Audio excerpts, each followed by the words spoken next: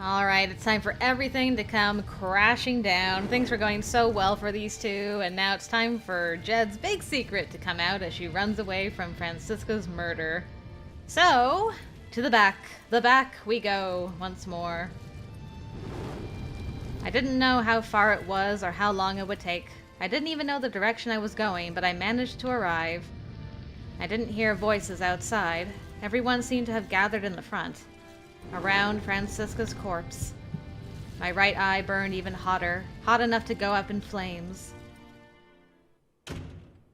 I opened the back door. All that was left was to flee, with all of my might. Francisca's life allowed me this opportunity to escape.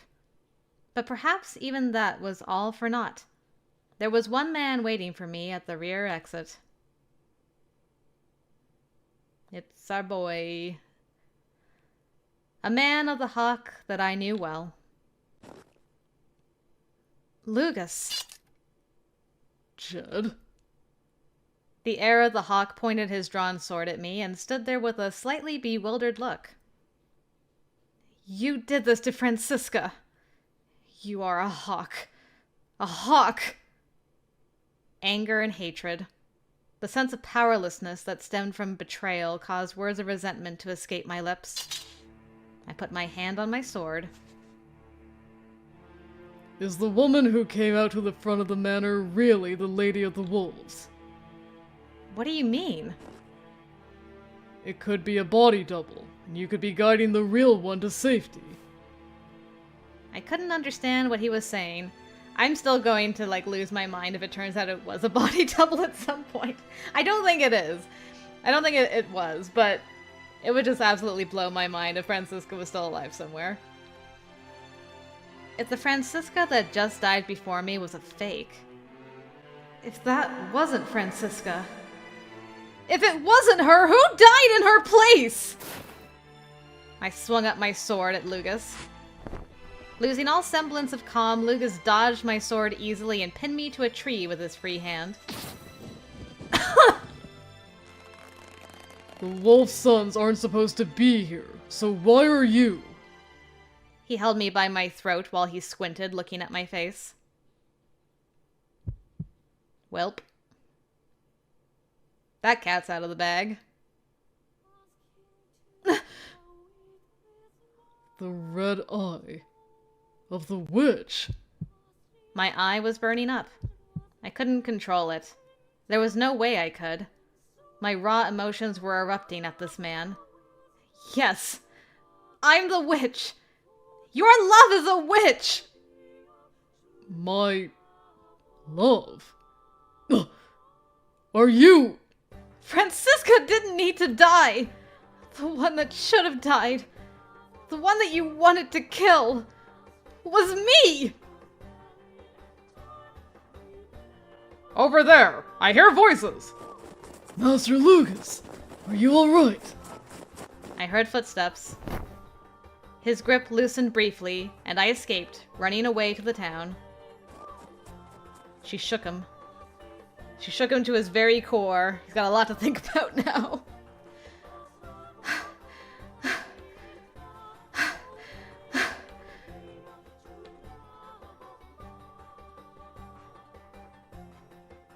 Did I manage to hide in the fog? I couldn't hear any pursuers after me, but I had to keep going. I needed to complete my goal before morning came, before the fog lifted. Francisca gave me that one last order.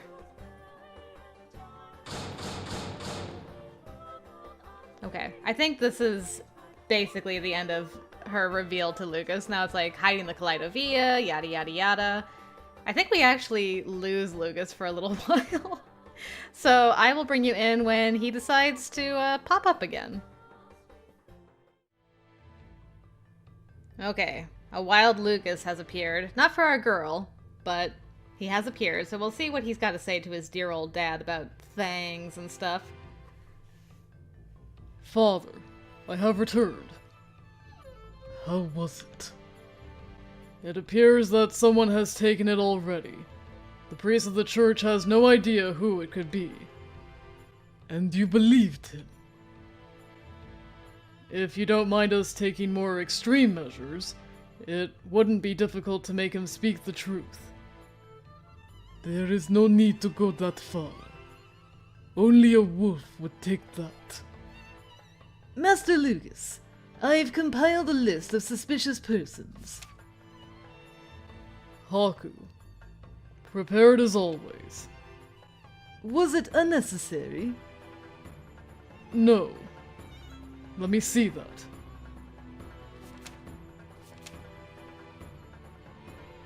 There aren't that many. Jed.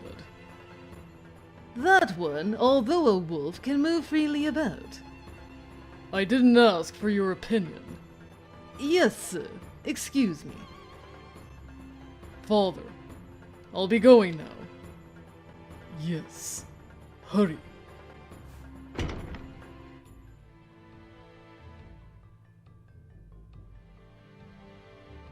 Almost. Once that returns to my hands. ...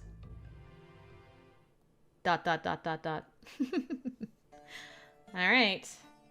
So now Lugus is on the hunt for his girl, for multiple reasons. So, I'll bring you in when that happens. It might even be like after the whole serial killer thing's revealed, possibly? No, actually it should be at the snowdrop field. I think that's when the next thing happens. We'll see. We'll find out soon. So yes, I did remember correctly. It is the Snowdrop Forest fight scene. So she caught sight of Hugh wandering through the night and decided to follow him. And she'll find Lugus first instead. So let's go and experience that. We haven't actually seen it from this side for a little while, so it's going to be kind of nice to see it again. I saw an illusion of trees glowing. A white light? I walked toward it, and I saw something I had never seen before. Where am I? I'm so curious what this ruin is in this field, too. Don't think it's been commented on yet. It was an open space in the middle of the forest. All the trees were cut down, and the field was covered with white flowers that looked like snow at first glance. An entire field of white with falling snow over white flowers. The fantastical sight made me feel as if I wandered into an alternate world. Snowdrops. So many of them.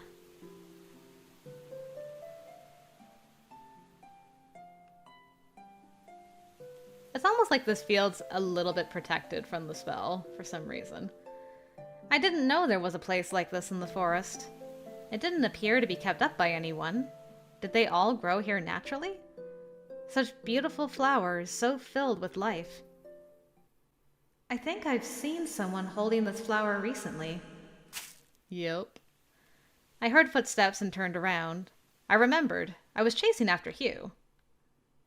But the footsteps didn't belong to him. Jed. That's right. You were the one holding onto the flower. The man who I wanted to avoid the most was there. Lugus. The man with Olgar who took Francisca's life. I didn't think I'd see you here. I didn't want to see you at all. But it's a good thing I found you. Did you take the Kaleidovia?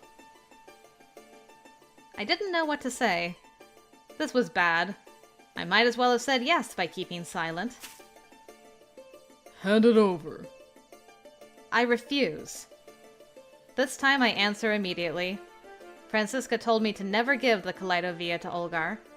If I gave it to this man, he would hand it to Olgar for sure. These are my father's orders. I will take it by whatever means necessary. So what? Lugus drew his sword without hesitation. I see. He was the kind of man who wouldn't hesitate to murder. Then I didn't have to show him the same courtesy. He was the one responsible for Francisca's death. I also drew my sword and pointed the tip at Lugus. Neither of us uttered a word. I, for one, didn't have the mental capacity to say anything due to my focus. Alright, fight! There they go, they're at it. Lugus lunged at me with the sword, and I parried his swing at the last moment. I countered him with a swing of my own, and he brushed it aside easily. Damn you! After several strikes, at this point, I realized a few things. His technique was much better than mine. It wasn't just technique. His reach, his strength, and his speed as well. I already knew this, but damn it! If it weren't for our own drawn swords, I could have easily fallen into the illusion of being taught a sword lesson. That was how far apart our skills were. I was completely on the defensive, and then Lugus swung his sword from the side. I can't deflect it! I bend my body back and managed to dodge it, but his sword grazed my chest. I didn't feel any pain. But it caused me to lose my balance, and I fell backwards onto the ground. I frantically tried to get back up, but his sword was already inches away from my nose. Gah! This is the end. Submit to me, and I'll spare your life. Lugus! I glared at him with all of the anger and hatred I felt. He maintained his steadfast expression, as if pitying me for being helpless. Huh? What just happened?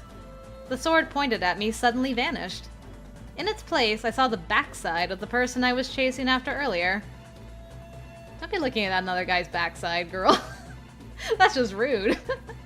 I do love this picture, too. It's so good. It's rather shameful to turn your sword on a woman, I must say. Hugh!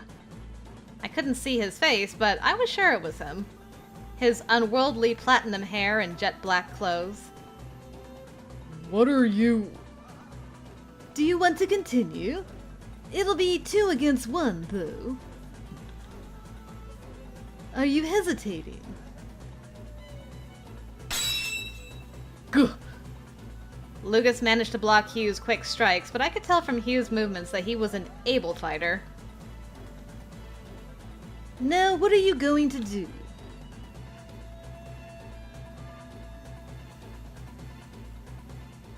Retreat silently. Lugus must have seen that he was at a disadvantage. He looked at my face and then quietly left. Thank you, Ash, Hugh, whoever you are. After seeing Lugus disappear, my whole body suddenly felt weak. That was too close. If Lugus really wanted to, if Hugh hadn't come, I would be dead. That was really close. Thank you. You saved me. Alright, I think that's probably a good place to stop it. Gotta save some stuff for Hugh's route, or whoever this boy is, next time. And, okay, the next thing we should see is probably the note for Lugus at the intermission, and then him taking care of our girl. So, I will see you at the intermission, I guess. Alright, we have made it to our note section. So, let's experience Lugus's short, well, not short story, but his note, I guess. A certain boy. Yes, I am sure I would like to see this scene. The young boy walked around town barefoot. He couldn't buy food, let alone shoes. He went through the trash behind stores to fend off hunger, but that wasn't enough to satiate him. He was found by the storekeeper, hit, and chased away. The other townspeople looked at that boy from afar. On the boy's arms were the markings of a criminal, scars from burns that still remained. No one offered to help. Nothing but gazes of contempt were given to that boy. Did we ever learn what Lugus's crime was? I can't remember. If not, hopefully we find out. With nowhere to go, the boy wandered into the forest.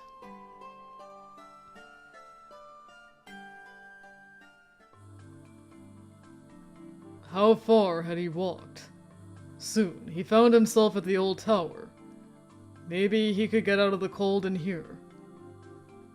The boy entered the tower and started climbing higher, and he wished. He wished for someone to save him. Anyone. A voice spoke in the back of the boy's mind. I am a witch. A woman said that. I don't care if she is the witch, if she can save me, if no one else will. When he realized it, he was at the top of the tower. He went near the edge to look down. It was higher than he thought. If he jumped from here...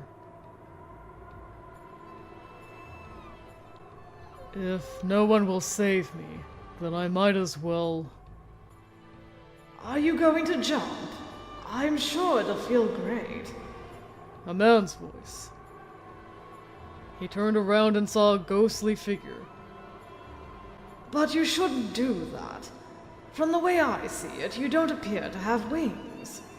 It won't feel good when you hit the ground. After saying that, the man embraced the young boy. The man's hands were very cold. Oh, Ashen Hawk.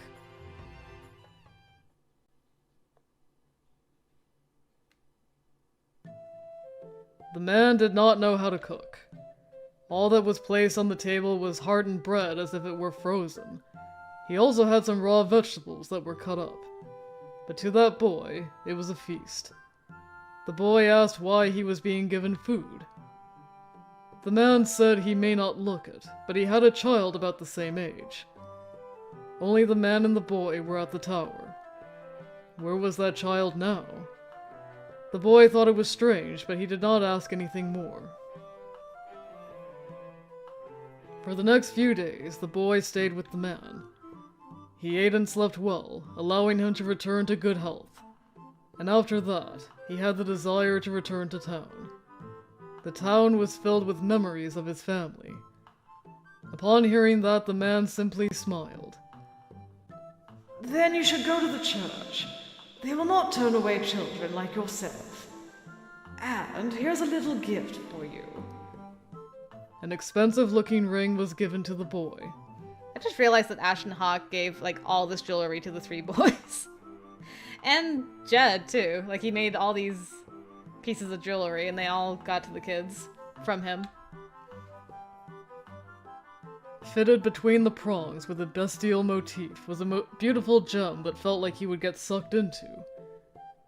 You can sell it or hold on to it. There may come a time when it will be useful to you. The boy bid farewell to the man and returned to town. Just as the man said, the church took in the boy.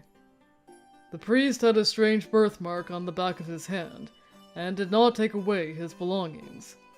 So when did Hugh stop being the priest and Lawrence take over, I wonder? The boy was relieved he did not have to sell it. He was overjoyed about that. The church also had taken in a girl younger than the boy. The boy saw someone weaker than him for the first time in his life. The girl depended on him, so the boy chose the girl as someone he must protect. And that's tea. And that's the tea. I'm sorry, that was bad. The time they spent at the church was short. A certain man adopted the boy. The man looked important. The man looked strong. Come with me. I will erase the mark of the criminal from you. The man's name was Olgar. Olgar made the boy his son, and he made that girl his daughter. I'm so curious why he adopted them. I mean, he needed an heir, I'm sure, but then, like, there must have been a little bit of kindness in his heart to not separate the two, considering how much T came to rely on Lugus when they were at the church. I don't know, it's interesting. Thus, this was how the boy was able to gain a family. A father and a sister. A new family different from the one he had before.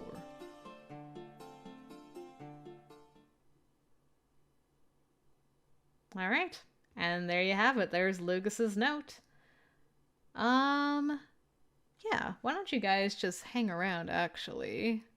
Because I think we're just basically going to go straight into the Lugus chapter. I can't remember... Hold on. Let's actually start from here, because our girl's about to be dragged out and saved by our boy. A dream. Did I wake up from a dream?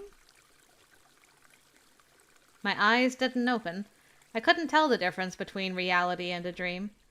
The only thing I felt was the weight of my body pressed against the earth. Suddenly, that weight was lifted.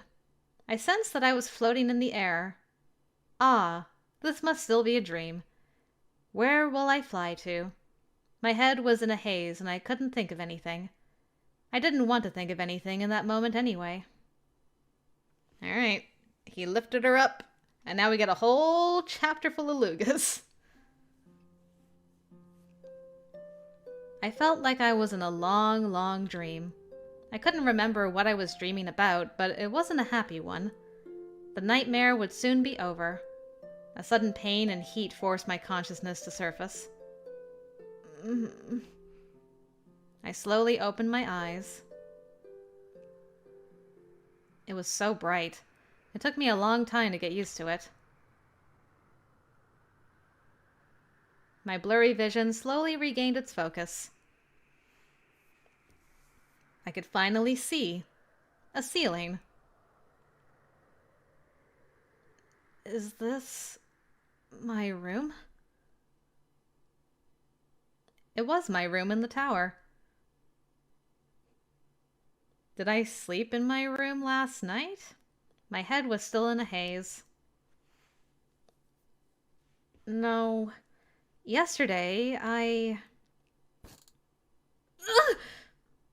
tried to get up and was shocked by a sharp pain. A burning pain went across my shoulder to my chest.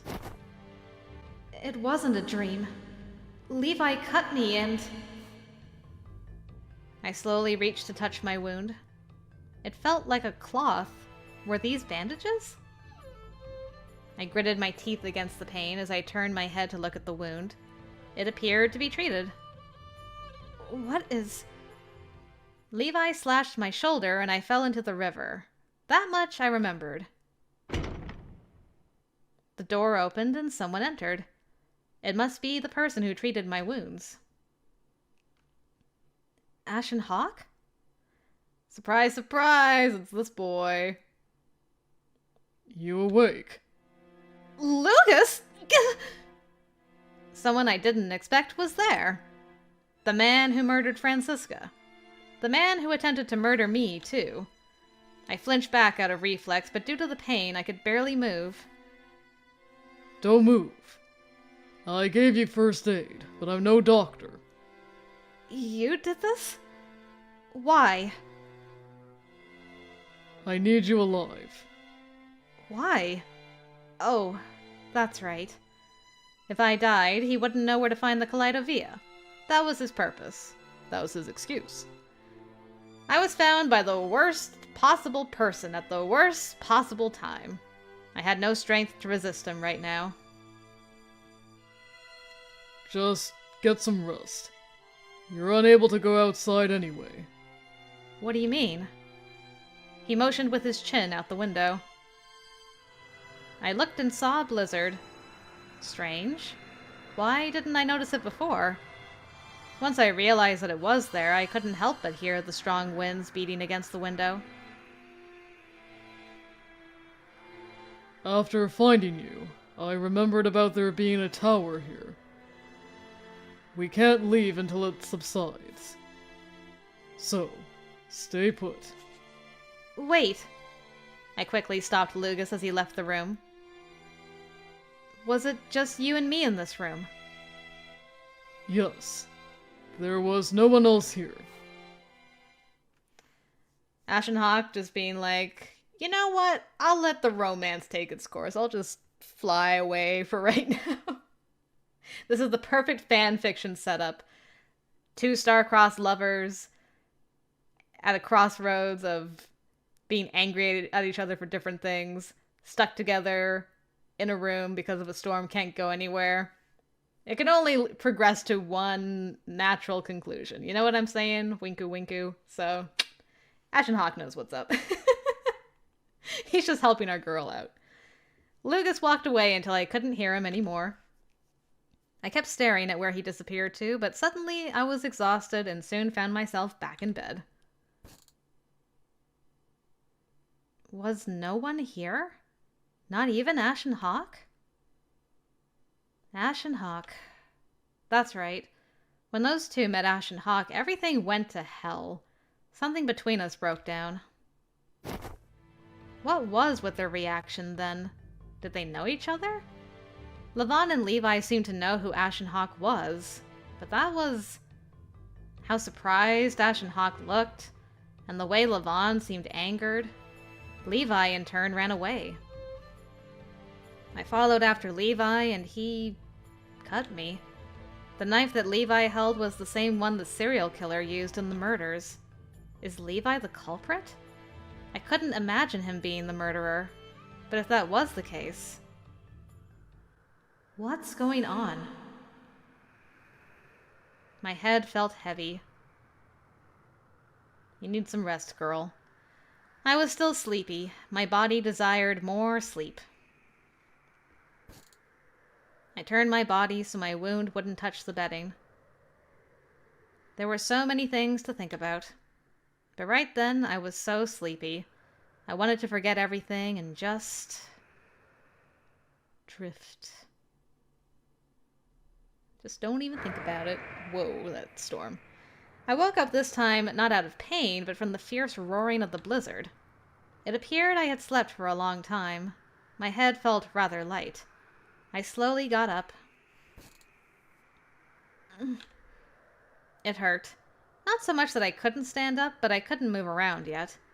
My hands and feet felt a little numb. Was it from the cold or from all the bleeding? I looked out of the window. The blizzard appeared worse than the day before. At the very least, no one could come in or out of here. On the other hand, that also meant I was stuck. With Lugus. I'm coming in. The moment I imagined his face, the person in question walked in without permission. You slept for a long time. Do you feel better now? How did you know I woke up? Because I heard noises. It was hard to hear anything because of the blizzard. He must have had good ears. You need to eat something. He stomped over with no reserve and handed me a tray. What's this? I made it. I looked at what was atop the tray. I saw clumsily torn bread that was charred here and there, a soup with a mix of vegetables that didn't seem to belong with each other, a cup with water that he spilled a little while bringing it over. It was easy to see that this was made by a man who... tried. Hey, at least he tried. I took the ingredients I found and made this. It seems that someone lives here. The supplies will last us a few days. I'd better not tell him that this is my home. I had no reason to tell him that, nor should I tell him that the Kaleidovia was hidden here. Right under my bed, in fact. You are not going to eat. I looked at the tray he held out, but I hadn't taken it yet. You want me to eat your cooking? It doesn't matter who made it. It's still food. If you don't want to eat it, I won't force you. I got a whiff of the soup. Damn. Despite how he made it, I was still feeling hungry. I reluctantly took the tray. You need some nutrients in you, girl, to heal up. I had no choice. I was on an empty stomach. I needed to eat to gather my strength in case of emergency. I made these excuses in my head as I started to eat the soup.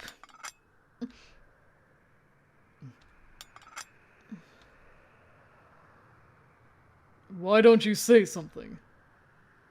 It's gross. Yes, because I made it. It wasn't inedible, but it had a strangely disgusting taste.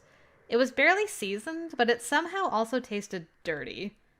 Oh, and there was a lot of scum from boiling the soup that he hadn't skimmed off. That was why. Like I said, I won't force you to eat.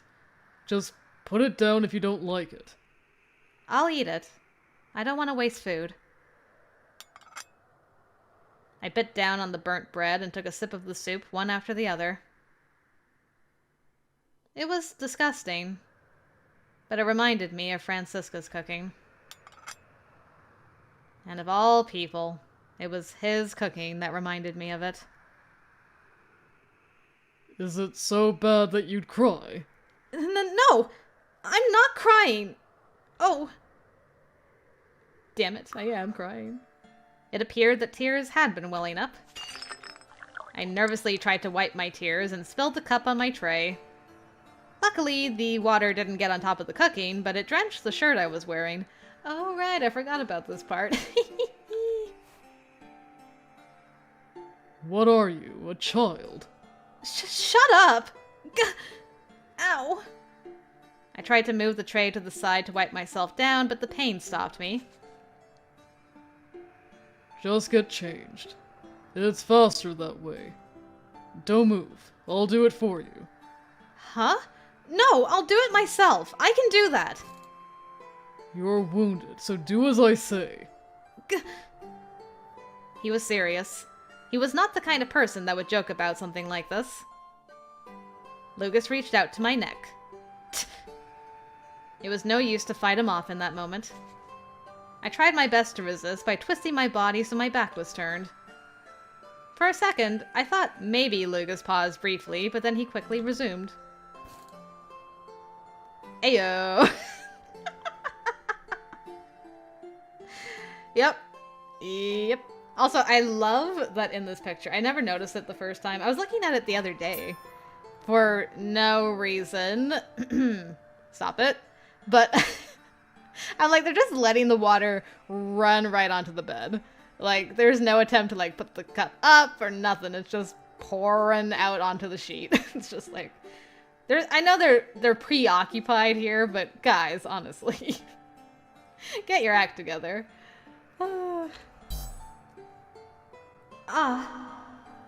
He reached over my shoulder, and the back of his hand touched my chin, making me twitch. He apparently paid no heed to that, and quickly found my collar button and undid it. This position was a mistake on my part. I couldn't see Lugus's expression. And again, he couldn't see mine either. The only thing I saw was Lugus's hands moving ever so slowly. I noticed that there were some burn scars on his hands.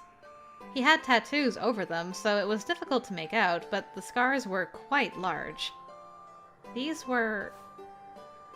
After a long time, he finally undid my second button. I heard his breath close to my ear.